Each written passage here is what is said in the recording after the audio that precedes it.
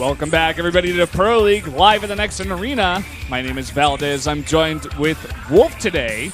As you see our really awkward pictures there on the right, we're going to jump into our second match of the night. It's going to be Samsung Galaxy Con Pro Game Team versus MVP. I just want to get that picture of the two of us like in high quality. Yeah, I want it on your wall. I want to put it like on my profile picture, man. I'm actually gonna ask. It's like two of the most awkward pictures I've ever seen. Is that actually a picture of us both, like together in the same picture, or like it's different two pictures? It's two pictures from two different situations. That's why your head looks so funny and I look so goofy. Like, it's so funny, man.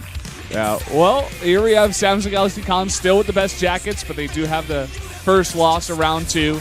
And over here is MVP, who's actually starting to ramp up a bit, especially on the backs of Lucira and Yonghwa.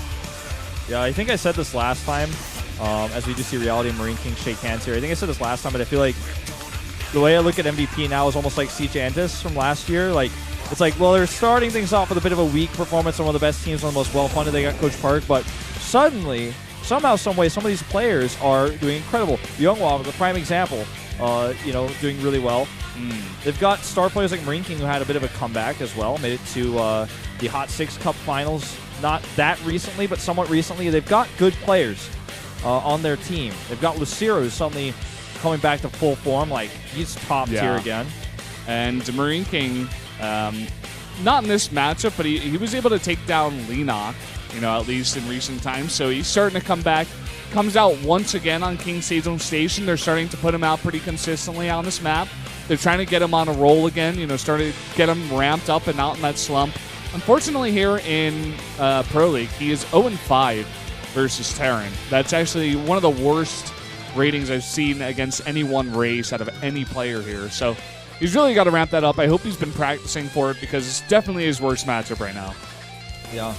Reality, we haven't seen too much of him. He'll be MarineKing's first opponent. We'll talk about that a little bit more in detail after this. Bravo makes another appearance here. He's going up against Departure. And coming after that, we have a ZVZ between Solar and Lucira. Solar, been a bit lackluster recently. And then in our fourth match, which could be the final one, it's Deer versus Yonghwa. Deer coming back a little bit here. He rejoined Samsung at the beginning of the season. But Yonghwa, like you said, undefeated and clearly designed to come out and PvP snipe. He's coming out on Deadwing again. Exactly what you'd expect to see a Protoss there. He's going to be PvPing it yet again. And I think he's highly favored going to this one. Yeah, I definitely give that win to Yonghwa here. Just looking at these games that we have here, it just looks like Samsung Galaxy Con definitely the favorites for the first 2 games, but then MVP the favorites for the last 2 games. I think we're going to see another ace match today, Wolf. Yeah, it looks like we're on track for it. We normally have Monday ace matches, but today I think we're just having a bit of a substitute for those 3-0s yesterday. Monday dropped the ball, so Tuesday's like, oh, I got to have my ace matches today. I mean, to be frank, we've had like a ton of ace matches every day. It just seems like we usually get like double ace matches on Monday, which is kind of freaky. We get those long days.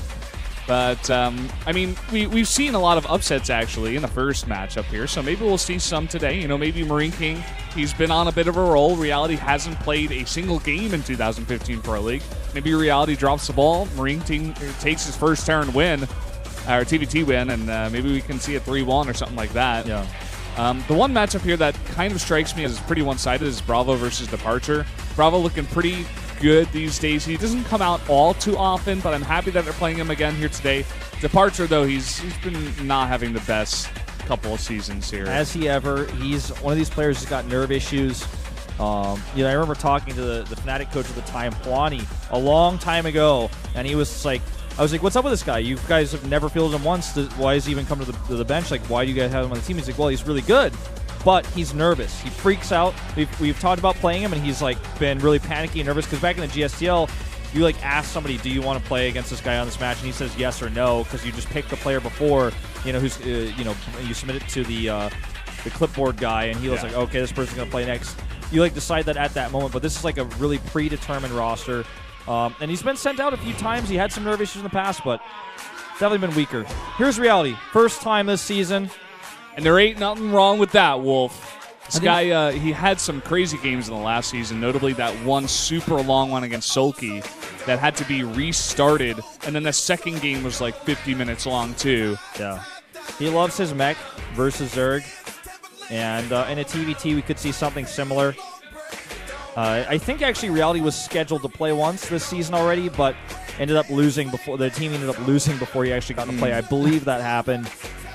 So he rejoined Samsung this round. He was actually kind of a free agent for a little while, and I'm glad that he's back. I was sad when he left because I thought he was one of the core pieces of Samsung. Yeah. Well, here's MarineKing. He did show us. The name of the song is "I Will Show You." I'll show you. And I hope so. He changed his song here for round 2. He showed us in his first game of round 2. Let's keep it going, MarineKing. You got a lot of fans to please. Specifically, you know, I feel like anytime I criticize this guy, I get at least 2 angry tweets saying like, "No, MarineKing's the best guy ever." But you know, 3-7, no, he's not. He hasn't been playing well, just to be honest. And hopefully, he comes up here once again. He got that first win. Can he extend that streak finally? Especially break that losing streak against Terran? Well, we'll have to find out, Valdez. The map is King Sejong Station, a great map for mech, one of Reality's favorite maps. I'm thinking we're probably going to see some mech here. Let's jump into that game right now. It's going to be Reality versus MarineKing on King Sejong Station.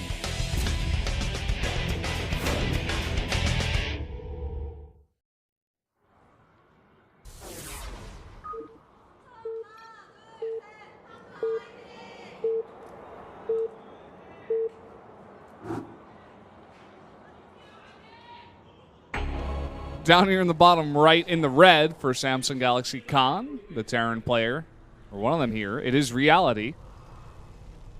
And up to the top left in blue, the MVP player, the former Prime King of Marines. MarineKing Prime, or excuse me, MVP MarineKing. Still MarineKing Prime, essentially. He still uses the name MKP. He's still very loyal to his team. It's one of those tags that, like, fades away for slowly over a long time. Another famous tag in esports, I hope he's watching, is D Apollo. As that slowly faded away for a long time. It's one of those things where you just have this tag. It's like your stream name or your Twitter name. You don't want to change it. You can't change it, and it kind of just hangs around. And you've got a lot of history there. So both these teams have no players in the winners ranking. I'm not sure if they're the only 2 teams. I doubt it. I don't think Prime has got anyone up there either. But, yeah, both these teams here today, not going to have anyone there. MarineKing, 8-game losing streak against Terran in Pro League. So that includes games from last season even. Yeah, I guess he had 3 losses there towards the end of last season as well. I don't think he played any TVTs like in any other individual leagues recently, maybe in a qualifier or something. But, I mean, that losing streak might even be even worse if you want to look deeper into that. But we see gas first for both these players, so it's going to take a while before this ramps up. But I want to talk about MarineKing's history in this matchup because I talked about it last time. I expected last season when he came back from League of Legends and started playing and played in a lot of matches for Prime. I expected he'd play a lot better TVT. He played in a few TVTs last season, and I was like, you know what? I think we're going to see something good out of this guy. This guy was on top of his game. He was on top of the world. He had the best records he ever had in GSL and in StarCraft in general before he started to slip off when it was a Terran-dominated meta. It was during the time where people were calling the GSL GOMP TVT, and at this point, like, he's terrible at it, though. I mean, he showed some weird styles. We started to see him do half bio, half mech, sort of like weird types of pushes in this matchup where he like starts one way and switches in the other. We see him try to go like Thor Viking. Just some strange experimental play of the likes that you see from like SOS as well as even Zest recently. Just like some interesting builds that come out and just don't work, and you're like, well, why did you do that? You're like such a strong player. Like you could just play straight up, you know? Yeah. It's weird because I mean he was one build comes to mind. He like did like a he rushed a reactor on his starport instead of a tech lab, and then like just made double Vikings for a while. And I'm just like, well, I guess you have air control, but what are you going to do with those? And in fact, he just died like to an attack and tried to land with the defend. It didn't work. So yeah, weird stuff like that. Very experimental in this matchup. And we do see a delayed Reaper here for Reality, but he is teching pretty normally. Other than that, he's going to come over here and try to scout. The starport is proxied for MarineKing. I don't think he's going to find that. He could, though. He's got a second Reaper out here, and he's already sending it towards that direction. He may just want to go to the front and try to take an early trade here. That is definitely something you can go for. Before this game goes on any longer, I want to mention something. The predictions were not shown, but in fact, they were split 3-3. The foreigners all voted for Reality, and the Koreans all voted for MarineKing. Very interesting, actually. That's a really good stat, Valdez. Hold that thought, though. Ooh, one trade there. Ugh. Losing a lot of hit points on this Reaper, and a good chase with the Heli, and the Marines are going to support from the back. And you know what? He defends, and also that starport still hasn't been scouted. Yeah, that's very nice, actually. Let's see what comes out of here. It looks like the medevac to start things off. And this is really nice for him because his units are already in position to just get healed up and picked up, sent right across the map. He's got a few Hellions rallied with this as well. Even got that SCV for a quick little repair before we get in that medevac. Everybody's going to be all set. Like, you know, the Hellion drivers bought like their iPods and the Game Boys for the trip. Everybody's going to be really comfortable on this trip. It's going to be a nice little ride over there. Yeah. A few units ready for the defense. We'll see how much damage this gets done. It's going to have to be kind of like forced damage here. Well, the Banshee pops out here, and you know, especially because these units come out one by one, the Banshee's going to be so strong. We do have a follow-up Viking coming out of that starport, though, so that definitely could help out with taking care of this Banshee. But look at this, a follow-up Reaper coming in to the base. He's going to get a full scout. Everything, as long as he micros it. Oh, wow. Okay. Guess he was focusing somewhere else on the map. I just want to point out there's no turrets yet from MarineKing, so this, this is kind of important because he needs to keep these Banshees on the defensive. His eBay's not even done yet. He should be fine, of course, because he has this pressure. This is going to potentially do a lot of damage. He needs a scan, though. Doesn't have one, and that's going to be the end of that. Does kill quite a few SCVs, though. Oh, that was nice. Taking out one of those Hellions before it got in. And we do have a follow-up of some more units, just like one Marauder at a time, as well as some extra Vikings. But again, like you were saying, that Cloak Banshee, the cloak on it is just so strong right now. That poor Marauder, he's just tanking it. He's tanking that cloak time. Oh, is he going to get saved? Nice. Banshee's like, I dare you to drop him. Try to heal him. Here's that second Banshee. Yeah. There is one missile turret in the mineral line, but of course, if there's nothing back there to help out with the protection that missile turret gives, it's definitely going to be able to do a lot of damage, especially on that left side. The missile turret was slightly to the right. Here we go. Yep. Just a little bit of poke, a little bit of harass. But this is still a strong push. He's got the concave at the top of him and that Banshee. And he's got Cloak. There's a scan. He's targeting it. Trying to break through here with his Hellions on the left, but this is just... No, not enough. It's just not enough. Like, he attacked into a concave. In the meantime, he loses 8 SCVs. I mean, let's go back to StarCraft fundamentals, okay? Like, like when you play Pokemon like 8 times. You're like in Generation 5. You go to the first town, and it's like that guy's like, you should go to the Pokemon school and learn about the types. Like, let's get that basic, okay? When you're attacking one base versus one base, usually the player who's defending is going to have more stuff. And in this case, has flying units that are invisible, and also a concave when basically every single unit that you're fighting with versus his units that can fight are AoE. So he's going to have his units spread out. You need your AoE for this to be effective. At the basic fundamental level, this attack was essentially destined to fail. And it did. Pretty much. I mean, he had an interesting composition. He was making Vikings to counter the Banshees, but like you were saying, I mean, especially because Reality knew it was coming, and he got like a full scout, and also he was just like, okay, you don't have a second CC. All I have to do is defend. Let's make some more Banshees. Let's make some more units. And then he just waited, and then MarineKing like bit the bait, and he just like died to it. It's just so easy for Reality to just walk out of here alive and just ahead in general. And we see him making what looks like a CC down there. Yeah, he's already got that halfway done. He's going to stay here. He's making tanks now. Yeah, he's like, are you going to attack into my defensive position again? I was going to say one base. It's about to be 2 base. And this is a strong push, but there are 2 siege tanks at the top of the ramp, a concave of Marines, and Hellions to support as well, and he has to go up a choke point in that ramp. It is just not going to happen. I'm sorry. Yeah. Let's see if he tries to force it here. Loses a reactor back at home. That's going to hurt a bit. He's like going to start burning down. He's going to have to start bringing SCVs over to repair. He has to send his Vikings home because his starport is away, so he has to fly those all the way home to deal with this. Like, I think that factory's burning. It is. And, well, Well, now at this point, Reality is confident enough to move out. He's got to be careful. There's a lot of Hellions in that mix, and he's also got a lot of Marines in his own mix. So he has to not bunch up here, take it slow, take his expansion, and just get another concave there at the top of that second ramp. Is he going to save the Banshee? He gets it away. 3 seconds left of Cloak. With that Cloak, he saves it. MarineKing is going to find nothing but unhappiness when he sends that medevac over there. Now, trying to circumvent this army is a good idea, but MarineKing is already scouted by this Banshee, so Reality can just reorganize his troops. Scan misses it. He's not even going to get that kill. And that's so hard. He's only got 1 orbital for scans. So every single scan is so important. He doesn't get a mule out of it either. I mean, look at his SCV count right now. It's 40 to 20. The army supply is bigger for Reality as well. He's just going to attack into this. I don't know about this, in fact. Yeah, that's a lot of Marauders, dude. He may have just actually thrown his entire army away. Whoa.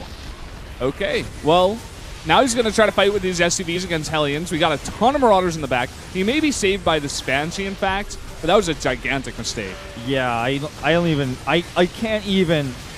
That's like